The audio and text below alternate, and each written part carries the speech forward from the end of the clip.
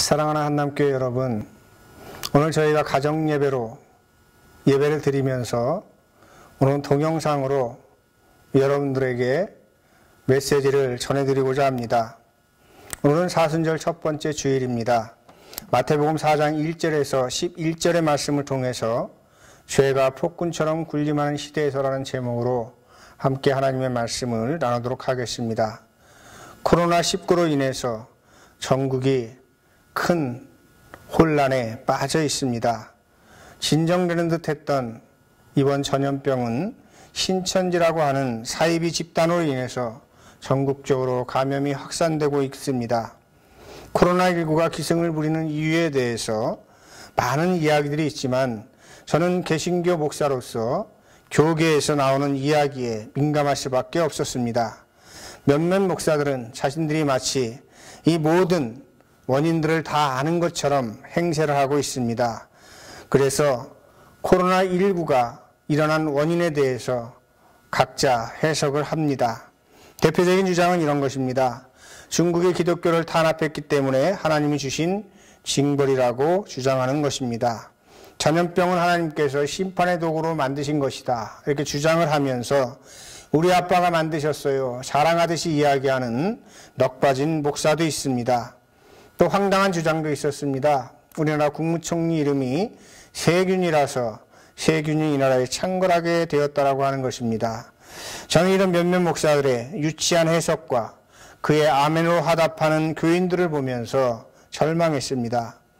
이런 어린 아이의 신앙에서 벗어나지 못한 한국 교회의 토양에서 신천지 같은 이단이 독버섯처럼 피어난 것은 이상한 일도 아니다 라는 생각을 하지 않을 수가 없었다라고 하는 것입니다. 게다가 이 전염병 확산을 막기 위해서 또 협조하기 위해서 아픈 마음으로 주일 예배를 가정 예배로 대체하고 있는 교회들을 향해서 믿음이 없다고 비판하는 그러한 교회들도 있습니다. 그러나 그러한 교회들의 면면을 보면 자신들은 온라인으로 헌금할 것을 강요하면서 광고를 하고 있습니다. 교인들에게 온라인 헌금을 독려하고 있는 것입니다. 이것은 그들이 예배보다는 헌금에만 관심이 팔려 있다고 하는 것을 반증하는 것입니다. 저는 이런 현상들을 보면서 죄가 폭군처럼 군림하는 시대라는 생각을 떨쳐버릴 수가 없었습니다. 오늘 우리 사순절 첫째 주일날 주신 그런 성서 일과의 내용들은 이렇습니다. 먼저 구약성경 창세기의 내용은 이런 내용입니다. 아담과 하와를 하나님께서 에덴 동산을 가꾸게 하시며 선악을 알게 하는 나무만큼은 그 열매만큼은 절대로 따먹지 말라고 명령하시는 말씀이고, 그리고 그러한 말씀 뒤에 인간이 하나님의 명령을 어기고 선악과를 따먹었다고 하는 내용이 나오는 것입니다. 바로 이거 인간이 죄에 빠졌다고 하는 그러한 내용을 밝히고 있는 것이 구약성경의 내용입니다. 그 다음에 시가서 시편 32편의 말씀은 다윗의 마시길입니다. 마시길은 묵상 또는 교훈이라고 하는 뜻을 가지고 있습니다. 다윗은 자신의 허물을 깨닫고 자신의 허물을 하나님 앞에 회개하니 하나님께서 그 모든 죄를 가리워 주셨다, 이렇게 고백을 하는 내용이 시편 32편에 담겨져 있습니다. 그리고 서신서 로마서에서는 사도 바울이 이렇게 이야기를 하고 있습니다. 한 사람 아담의 죄로 인해서 이 세상에 죄가 들어왔지만 한 사람 예수 그리스도로 인해서 이 세상에 구원이 들어왔다라고 하는 것입니다. 그리고 이 구원은 하나님께서 우리에게 선물처럼 주신 것이다, 이렇게 고백하고 있는 것이죠. 그리고 복음서의 내용은 여러분들이 잘 아시는 대로 예수님께서 공생애를 시작하시기 전에 광야에서 사탄에게 유혹을 받으시는 내용이 되겠습니다. 그래서 이 내용은 사탄의 꼬임에 아담과 하와는 넘어갔지만 예수님께서는 넘어가지 않으셨다라고 하는 것하고 연결을 시킬 수가 있는 것입니다. 그럼 이 성서일가의 내용들을 좀 더 구체적으로 살펴보도록 하겠습니다. 먼저 창세기의 내용입니다. 하나님은 아담과 하와에게 에덴 동산을 관리하게 하신 후에 동산 중앙에 있는 선악을 알게 하는 열매를 먹으면 반드시 죽으리라 하고 말씀을 하셨습니다. 그러나 우리는 그 결과를 잘 알죠. 하나님께서 내리신 형벌은 죽음이 아니라 추방이었다라고 하는 것을 알고 있습니다. 그러면 하나님께서 엄포만 놓으신 것일까? 그것은 아닙니다. 자, 그 당시 사람들은 하나님을 떠나서 사는 것을 죽음이라고 여겼고, 하나님을 떠나서 산다고 하는 것은 존재성을 상실한다는 의미를 가지고 있습니다. 그러므로 존재가 상실된 상태는 곧 죽음이었기 때문에 하나님의 말씀은 이루어진 것이라고 볼 수가 있는 것이죠. 모든 존재물들은 존재 안에 활동하고 있을 때에 비로소 의미가 있다고 할 수가 있습니다. 하나님은 인간이 벗어나거나 떠날 수 없는 존재인데, 인간이 추방되었다라고 하는 것은 저가 내 안에, 그가 내 안에 거하던 그 관계가 깨어졌다고 하는 것을 의미하는 것입니다. 그 결과는 무엇입니까? 만물이 너를 배반하느니라, 나를 떠나서는 너희가 아무것도 할 수 없느니라 하는 말씀이 실현된 것입니다. 에덴 동산에서 하나님과 더불어 살아갈 때에는 모든 것들이 합의를 이루며 함께 더불어 살았지만, 존재를 상실하고 나니 하나님과의 관계, 인간과의 관계, 자연과의 관계, 그리고 자신과의 관계까지도 깨어져서 신의 형상을 닮은 인간성까지도 파괴되게 된 것입니다. 이것을 성서는 죄라고 이야기를 하고 있습니다. 시편의 말씀은 무엇입니까? 다윗은 인간의 죄, 자신의 죄를 인식을 합니다. 죄를 인식했을 뿐만 아니라 바로 회개를 하고 하나님께 죄를 아뢰고 있습니다. 그 결과가 어떻게 되었습니까? 1절 말씀에 이렇게 말씀을 하고 있습니다.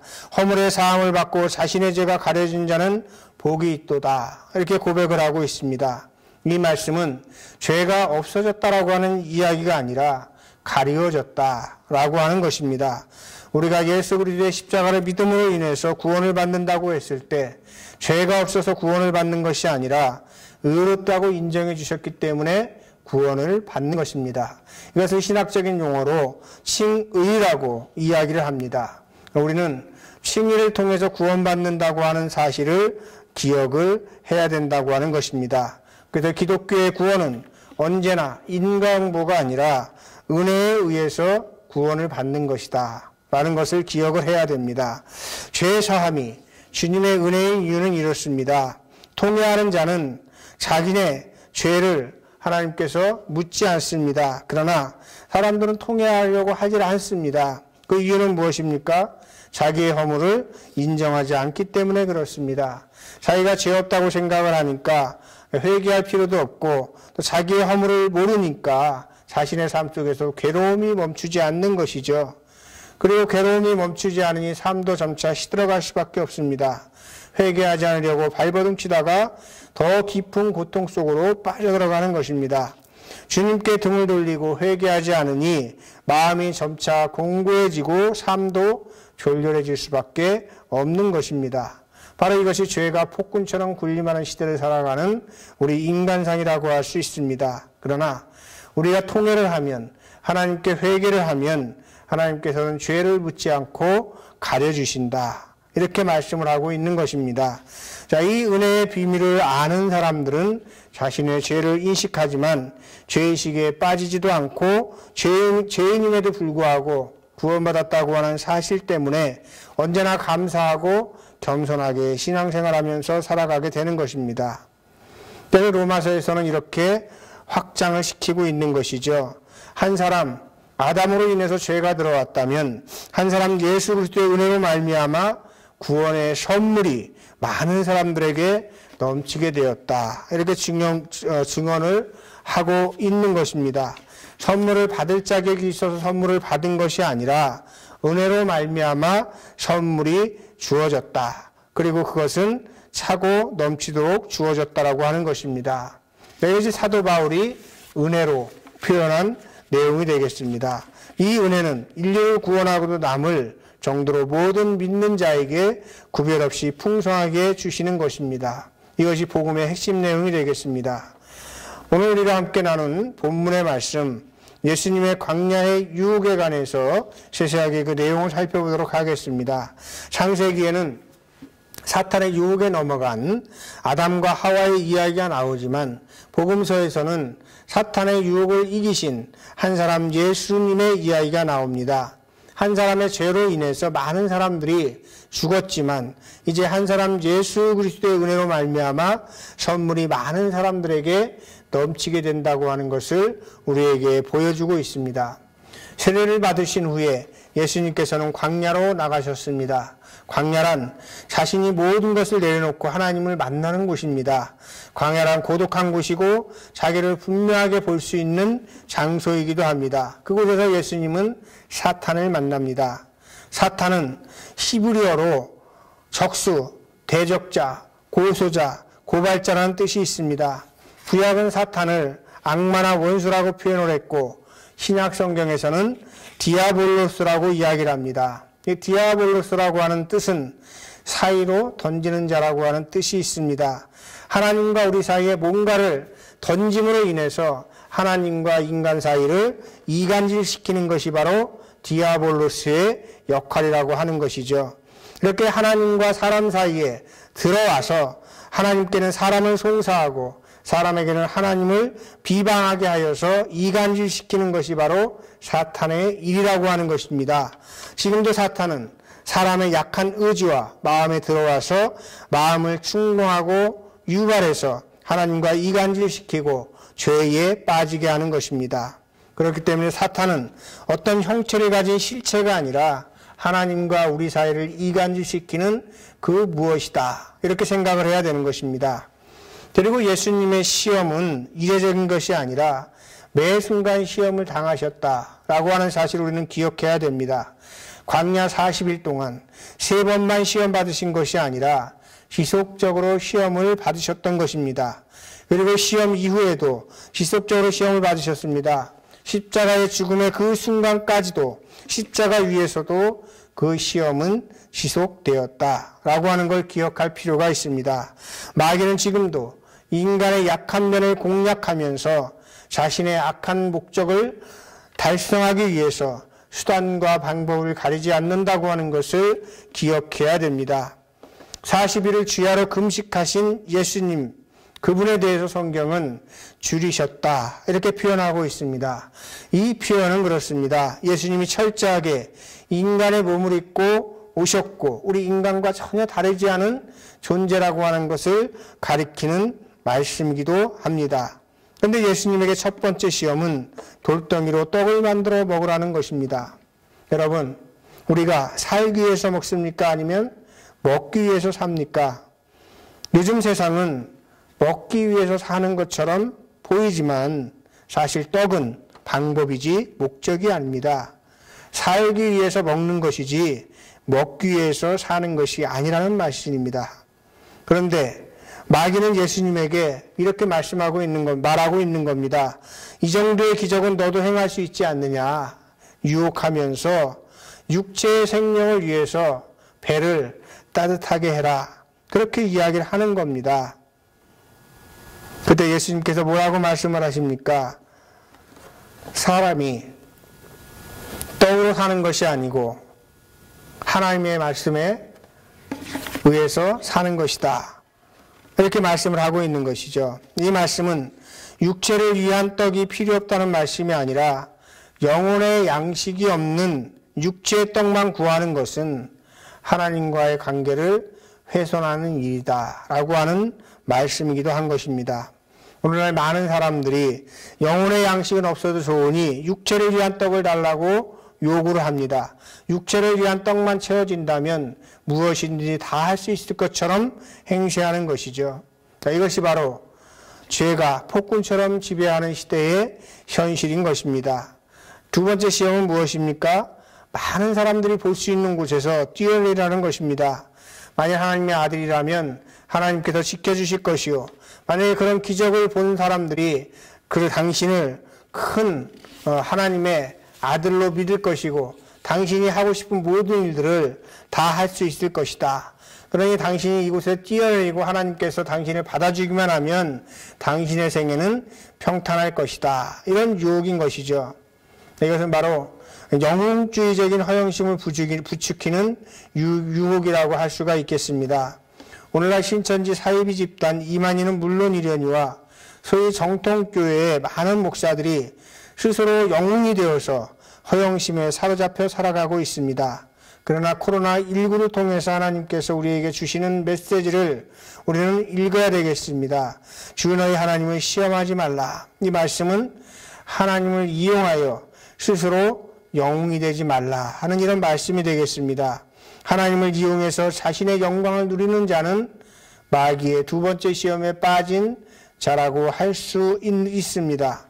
그리고 세 번째 시험은 자신을 경배하면 천하만국과 그 모든 영광을 다 주겠다고 하고 있습니다.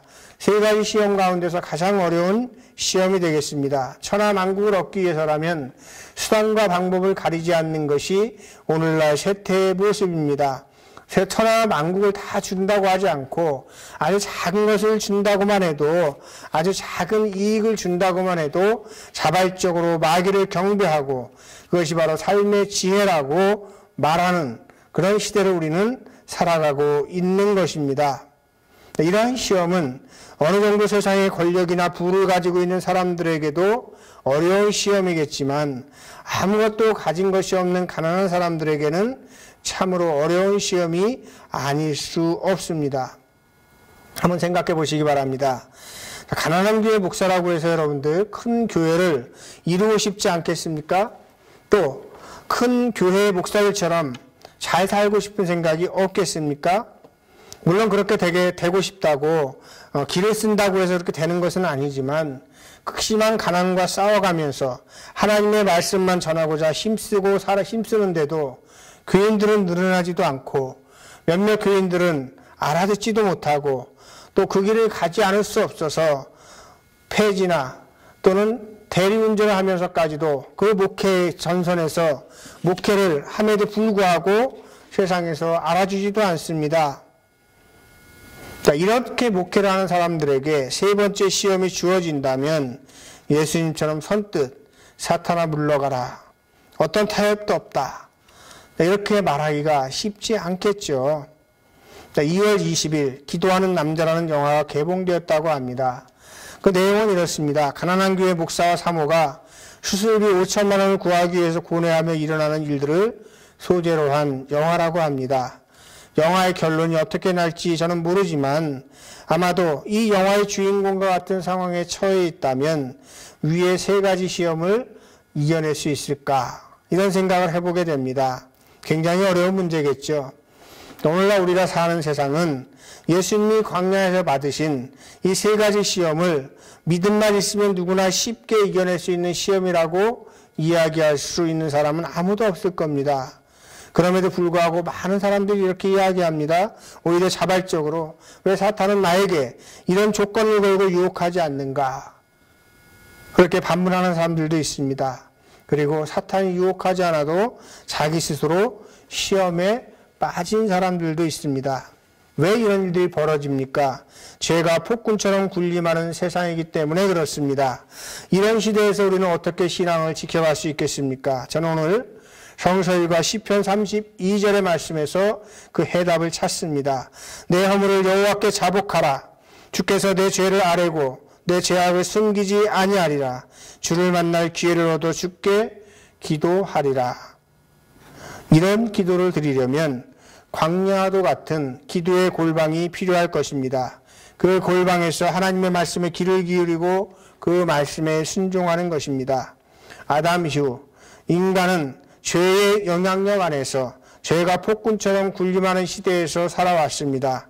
그러나 예수님은 이 세상에 오셔서 죄로부터 자유로워질 수 있는 선물을 우리에게 주셨습니다. 그리고 이 선물은 우리뿐만 아니라 모든 인류가 다 누리고도 남을 만큼 풍성하다고 하는 것입니다. 그럼에도 불구하고 우리가 그 은혜를 누리고 살아가지 못한다면 여전히 우리가 하나님의 말씀에 순종하지 못하기 때문입니다.